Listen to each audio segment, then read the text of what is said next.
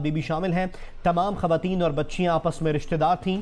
Postmortem के बाद वर्सा के हवाले कर दी जाएंगे। आज इनकी लाशें नमाज जनाजा आज चौक सरवर शहीद में अदा की जाएगी।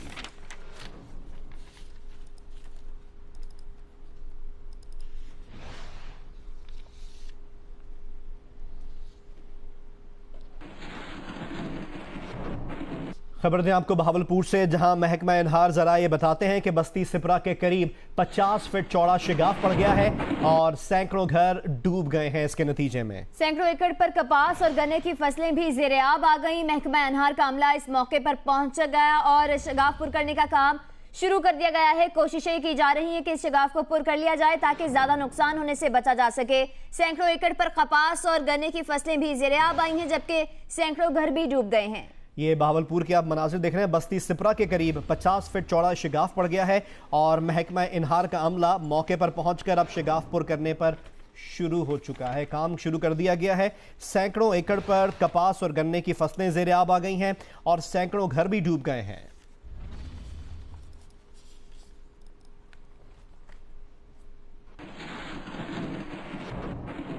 अब आपको बताएं कि जेआईटी ने इसहाक डार को आज से पहर 3 बजे तलब कर लिया। जराये का कहना है कि वजीर खजाना ने इतवार को छुट्टी के बावजूद FBI हुकाम से मिलकर जेआईटी के मुमकिन सवालात की तैयारी की। तर्जुमान वजीर खजाना ने तस्दीक की है कि इसहाक डार को जेआईटी ने आज सपहर 3 बजे तलब किया है।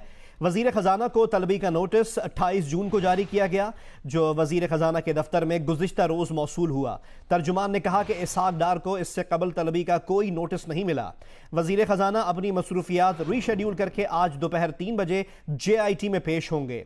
जराये का यह भी कहना है कि वजीर खजाना ने कल छुट्टी के बावजूद FBI हुकाम से मिलकर जेआईटी के मुमकिन सवालात की तैयारी की।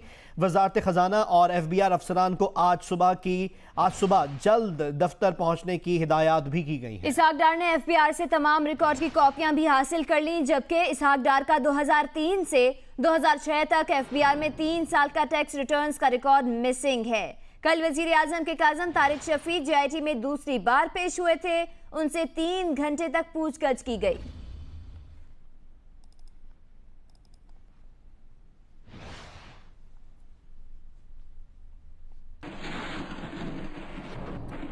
और वजीर आजम के बेटे हसन नवाज आज पैनमा की जेआईटी के सामने पेश होंगे। मंगल को हुसैन नवाज और बुध को मरियम नवाज पेश होंगी। हसन नवाज तीसरी बार, हुसैन नवाज छठी बार और मरियम नवाज पहली बार तहकीकाती टीम का सामना करेंगी। हमें रिपोर्ट कर रहे हैं आजम खान। लंदन फ्लैट्स और ऑफशोर कंपनियों की मनी ट्रेल जानने के लिए सुप्रीम कोर्ट के हुक्म पर कायम जेआईटी ने वज़ीर आज़म के तीनों बच्चों को तलबी के नोटिस जारी कर रखे हैं। 2 बार तहकीकाती टीम का सामना करने वाले हसन नवाज तीसरी बार 3 जुलाई को जेआईटी के सवालात के जवाबात देंगे। उनके अगले रोज हुसैन नवाज छठी बार जेआईटी का सामना करने के लिए जुडिशल एकेडमी पहुंचेंगे, जबकि सुप्रीम कोर्ट के फैसले में नाम न आने के बावजूद मरियम नवाज 5 जुलाई को मुश्तरका तहकीकाती टीम के सामने पेश होंगी। जराये के मुताबिक 3 दिन तक सिक्योरिटी बढ़ाने के अलावा फेडरल जुडिशल एकेडमी के इतराफ मजीद रस्ते सील किए जाएंगे। जेआईटी ने ईद से एक रोज पहले 25 जून को वज़ीर आज़म के तीनों बच्चों को तलबी के नोटिस जारी किए थे। नोटिस में कहा गया था कि तमाम जरूरी दस्तावेजात साथ लेकर आएं। वज़ीर आज़म नवाज शरीफ, उनके भाई वज़ीर आला पंजाब शहबाज शरीफ, कज़न तारिक शफी और दामाद कैप्टन रिटायर्ड मोहम्मद सफदर भी तहकीकाती टीम के सवालों का सामना कर चुके हैं। अब तक तहकीकाती टीम सुप्रीम कोर्ट में अपनी 3 कारकर्दगी रिपोर्ट जमा करा चुकी है और 10 जुलाई को हतमी रिपोर्ट सुप्रीम कोर्ट के 3 रुकनी अमल दरामद बेंच को पेश करेगी। आजम खान, जियो न्यूज़, इस्लामाबाद। पंजाब के वजीर कानून राना सनाउल्लाह ने कहा है कि जेआईटी ने न सिर्फ रिपोर्ट सुप्रीम कोर्ट में जमा करवानी है, मैच कौन जीतेगा ये फैसला सुप्रीम कोर्ट ने करना है। फैसलाबाद में मीडिया से बात करते हुए राना सनाउल्लाह ने कहा कि यह बात दुरुस्त है कि जेआईटी का तरीक़ाकार दुरुस्त नहीं। जेआईटी अपनी पैदाइश से कबल ही मुतनाज़ हो चुकी थी। आज हमें गॉडफादर और सेसलियन माफिया कहा जा रहा है, जबकि मुस्लिम लीग नून ने पाकिस्तान को एटमी ताकत बनाया। आज जरदारी साहब करप्शन के खिलाफ बातें करते हैं और रहमान मलिक करप्शन के खिलाफ गवाही देते हैं, जो क़यामत की निशानियां हैं। उनका कहना था कि जेआईटी का मैच कौन जीतेगा ये फैसला सुप्रीम कोर्ट ने करना है। जेआईटी ने तो सिर्फ रिपोर्ट सुप्रीम कोर्ट में जमा करवानी है। जेआईटी का तरीक़ाकार दुरुस्त नहीं है तो वो कोई बात जो है वो बेदलील नहीं है। जेआईटी अपनी पैदाइश से पहले से जो है वो मुतनाज़ा है। तो JIT जो है वो दुबई तो गई नहीं है, लंदन तो गई नहीं है, वो सिर्फ यहीं पे बैठ के जो है वो एक फरसूदा तरीक़ाकार जो है कि आप जिनके ख़िलाफ़ इंक्वायरी कर रहे हैं उन्हीं को जो है वो बुला के जो है वो पूछ रहे हैं। रहमान मलिक साहब जो हैं वो करप्शन के ख़िलाफ़ गवाह हैं, तो मैंने तो पहले भी कहा था कि ये क़यामत की निशानी है। JIT का जो मैच है वो कौन हारा है या कौन जीता है, इसका फ़ैसला तो जो है वो सुप्रीम कोर्ट ने करना है। JIT सिर्फ अपनी रिपोर्ट पेश कर सकती है। सिंध में नैब ऑर्डिनेंस 1999 के तलाक को खत्म करने का बिल आज असेंबली में पेश किया जाएगा। महकमा कानून की जानिब से तैयार करदा बिल के मुसव्वदे के मुताबिक इसकी मंजूरी के बाद तमाम तहकीकात सूबाई एंटी करप्शन एस्टेब्लिशमेंट को मुंतकिल हो जाएंगी, जबकि नैब अदालतों में ज़ेर समात मुकदमात सूबाई एंटी करप्शन कोर्ट में मुंतकिल हो जाएंगे। पीपल्स पार्टी ने तमाम अरकान असम्बली को आज इजलास में शिरकत यकीनी बनाने की हिदायत कर दी है। मजीद हमें रिपोर्ट कर रहे हैं नुमाइंदा जियो न्यूज़ कामरान रजी। सिंध असम्बली में आज एक ऐसा बिल पेश किया जाएगा जिसकी मंजूरी के बाद कौमी एहतसाब ब्यूरो, सिंध हुकूमत या इसके झैली इदारों में करप्शन से मुताल्लिक किसी मामले में तहकीकात नहीं कर सकेगी, बल्कि ये काम सूबाई महकमा एंटी करप्शन करेगा। बिल का नाम national accountability ordinance 1999 Sindh repeal act 2017 रखा गया है।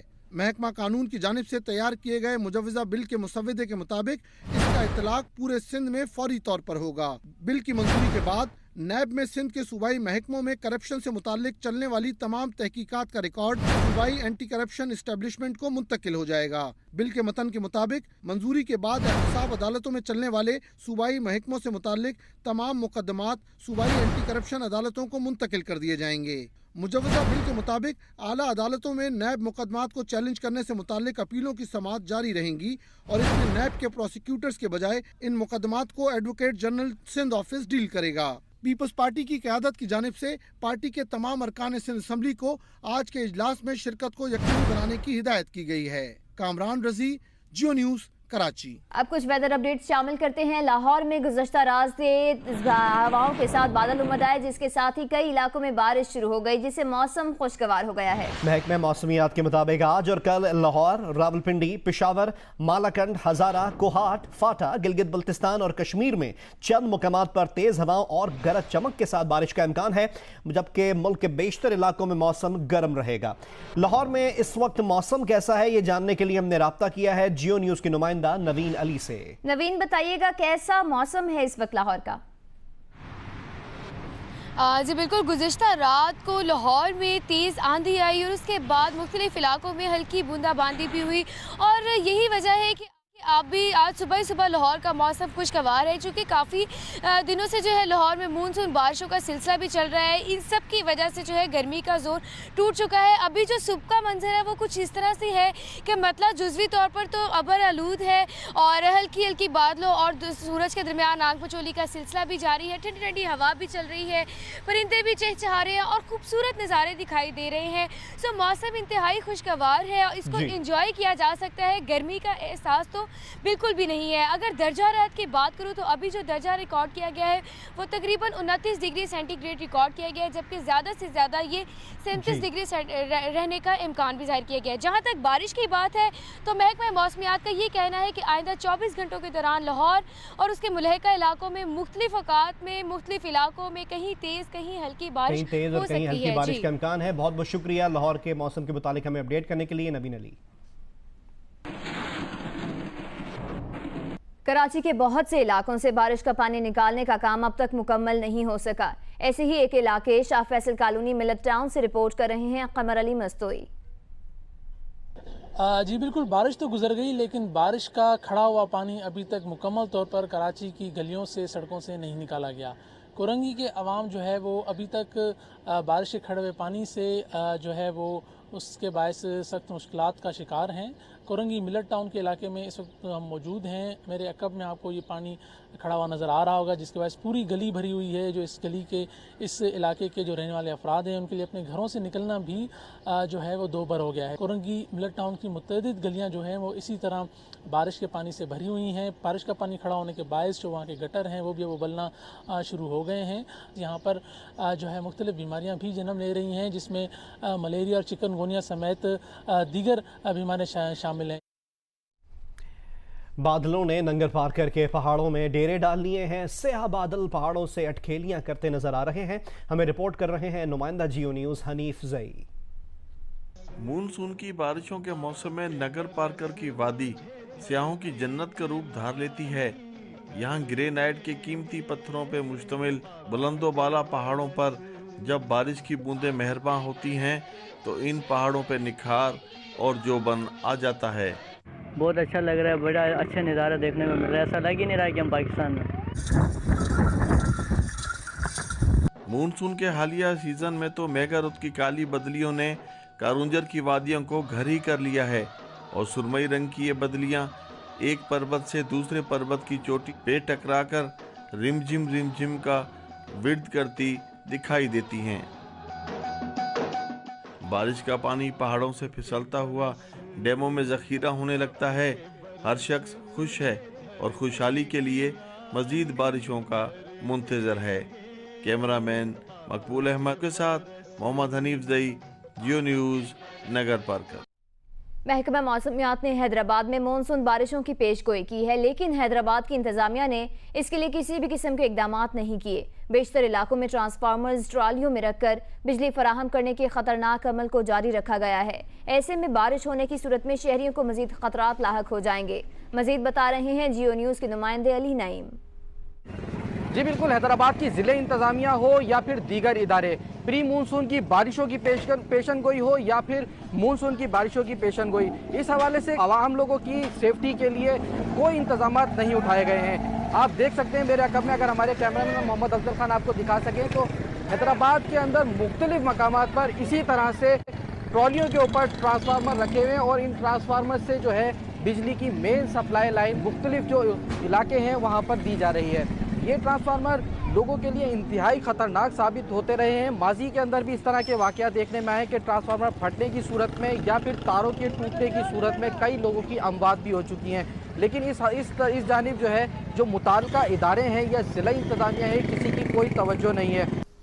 कराची से आपको खबर दें, जहां ख्वाजा अजमेर नगरी बस स्टॉप के करीब डकैती मुजाहमत पर फायरिंग का वाकया पेश आया। पुलिस के मुताबिक इस वाकये में एक शख्स जख्मी हुआ है। औरंगी गुलशन जिया में पुलिस की कार्रवाई, जिसके नतीजे में 5 मुल्जिमान गिरफ्तार कर लिए गए, ऐसा बताना है एसपी औरंगी का। बल्दिया मदीना कॉलोनी में पुलिस की कार्रवाई के नतीजे में 2 मुल्जिमान गिरफ्तार कर लिए गए हैं।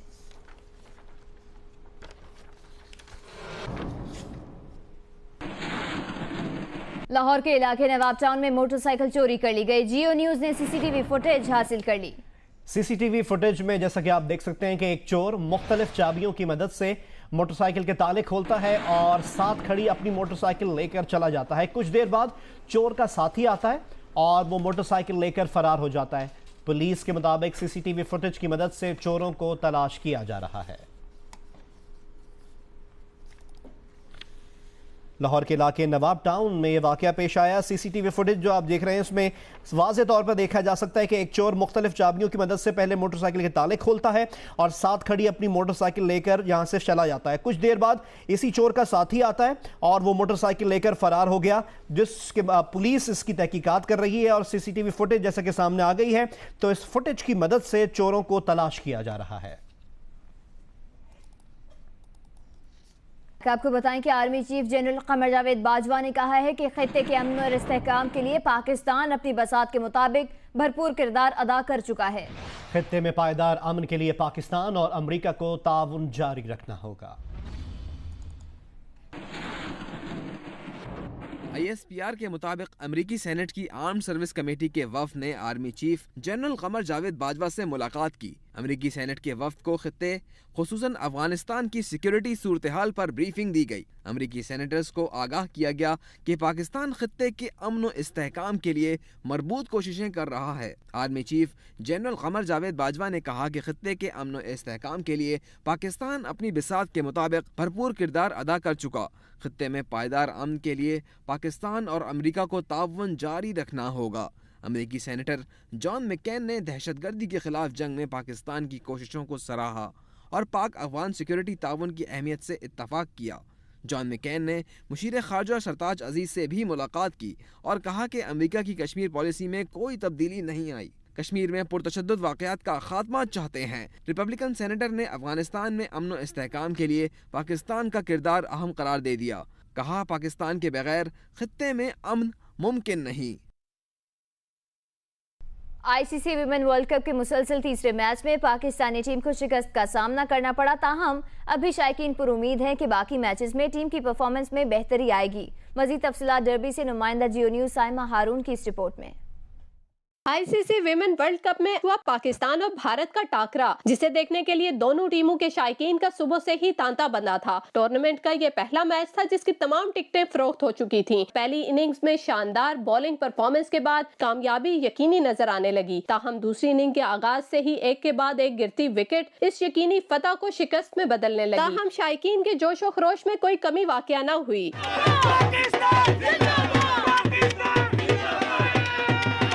बिल्कुल भी, इंशाल्लाह हम नेक्स्ट टाइम विन करेंगे। हार जीत is part of the game. They did their best and I'm happy that I was there. सबसे अच्छी बात ये थी कि इतनी फैमिलीज और बच्चे आए देखने के लिए। इंटरनेशनल लेवल पे आके इंटरनेशनल लेवल की टीम के साथ खेलना दैट इज बहुत बड़ी अचीवमेंट है। हमने सभी ने एंजॉय किया, बच्चों ने खूब एंजॉय किया।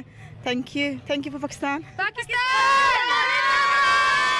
अगरचे कुछ शायकीन इस परफॉर्मेंस से मायूस नजर आए, ताहम अक्सरियत का कहना था कि हार जीत तो खेल का हिस्सा है। ताहम ये बात खुशाइंद है कि पाकिस्तानी खवातीन नामुसाइद हालात के बावजूद भी खेलों के मैदान में बैनुल अक़वामी सतह पर अपने वतन की नुमाइंदगी कर रही हैं। You look from the South Africa match, England and today they have not played well. जिस तरह हमारी लड़कियां मेल डोमिनेटेड एनवायरनमेंट से खेल के और क्वालिफाई करके यहाँ तक पहुँचती हूँ, खराज तहसीन पेश करता हूँ। बॉलिंग इनकी बहुत अच्छी थी पर बैटिंग इतनी अच्छी नहीं है। हम उनको सपोर्ट करते हैं, वो पाकिस्तान की बेटियां हैं, हमें उन पर नाज है, हमें उन पर फख्र है। पाकिस्तानी सपोर्टर्स ने इस उम्मीद का इजहार किया कि टूर्नामेंट के बाकी मैचेस में टीम मजीद बेहतर कारकर्दगी का मुजाहरा करेगी और वो इसी तरह टीम की सपोर्ट के लिए ग्राउंड में मौजूद रहेंगे। पाकिस्तानी टीम की इंतहाई खराब बैटिंग के बावजूद पाकिस्तानी सपोर्टर्स आखिरी पल तक अपनी टीम को सपोर्ट करते नजर आए और यही गाते नजर आए कि तुम जीतो या हारो, सुनो हमें तुमसे प्यार है। साइमा हारून, जियो न्यूज, डर्बी।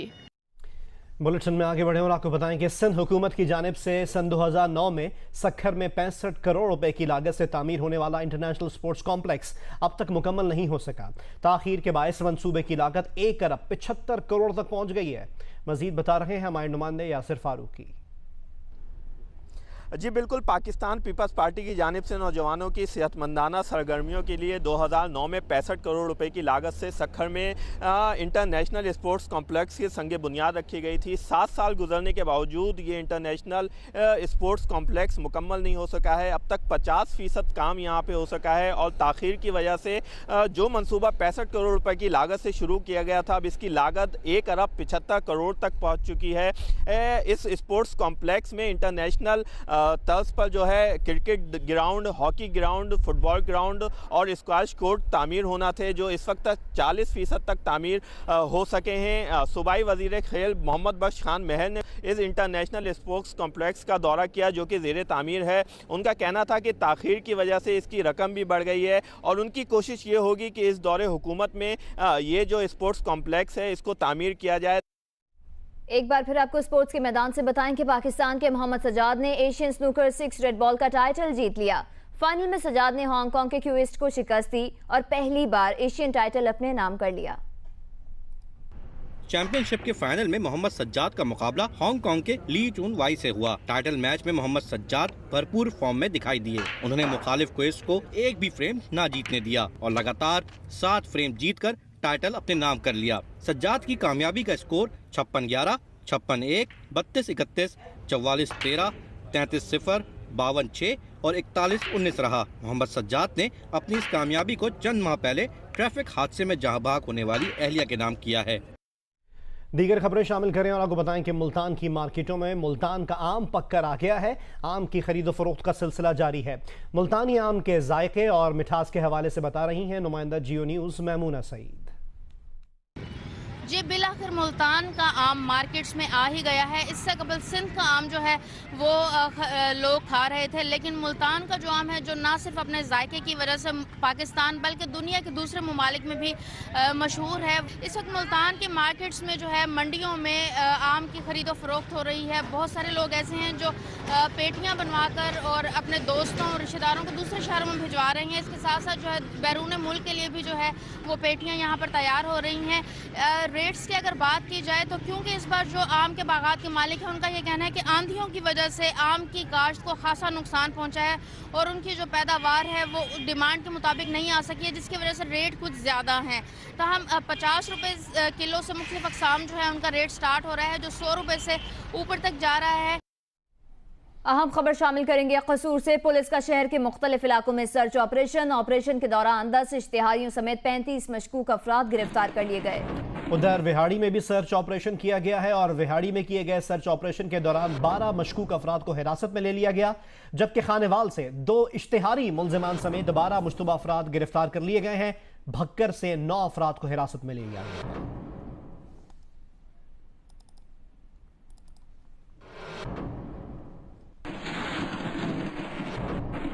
सिंध के इलाके PS 114 कराची में जूं जूं ज़िमनी इंतखाब का वक्त करीब आता जा रहा है, सियासी जमातों की सरगर्मियां भी बढ़ती जा रही हैं। हल्के में MQM Pakistan, Tehreek Insaf, peoples party, मुस्लिम लीग नवाज और जमात इस्लामी के उम्मीदवार इंतखाब में हिस्सा ले रहे हैं। इंतखाब 9 जुलाई को होगा। कराची के सूबाई हल्के PS 114 में जारी इंतखाबी मुहिम के सिलसिले में सरबराह MQM पाकिस्तान फारूक सत्तार और मेयर कराची वसीम अख्तर ने महमूदाबाद आजम बस्ती का दौरा किया और कॉर्नर मीटिंग से खिताब किया। इस मौके पर MQM पाकिस्तान के सरबराह डॉक्टर फारूक सत्तार ने अपने खिताब में कहा कि आजम बस्ती मंजूर कॉलोनी की लीज MQM ने दी। ये प्रैक्टिस मैच है मेरे भाई, प्रैक्टिस मैच है। असल मैच तो 2018 में होना है। पाकिस्तान तहरीक इंसाफ की जानिब से भी हल्के में इंतखाबी सरगर्मियां तेज कर दी गई हैं। PTI के मरकजी रहनुमा असद उमर ने उम्मीदवार नजीब हारून के हमरा हल्के का दौरा किया। इस मौके पर असद उमर ने मीडिया से गुफ्तगू में कहा कि PS 114 का ज़िमनी इंतखाब कराची के आइंदा के सियासी माहौल का टर्निंग पॉइंट होगा। पाकिस्तान मुस्लिम लीग नून के रहनुमा पीर साबिर शाह और उम्मीदवार अली अकबर गुज्जर ने भी हल्के का दौरा किया और कॉर्नर मीटिंग से खिताब किया। पीर साबिर शाह ने कहा कि नवाज शरीफ ने जब इक़्तिदार संभाला तो इन्होंने पाकिस्तान की तरक्की की बात की।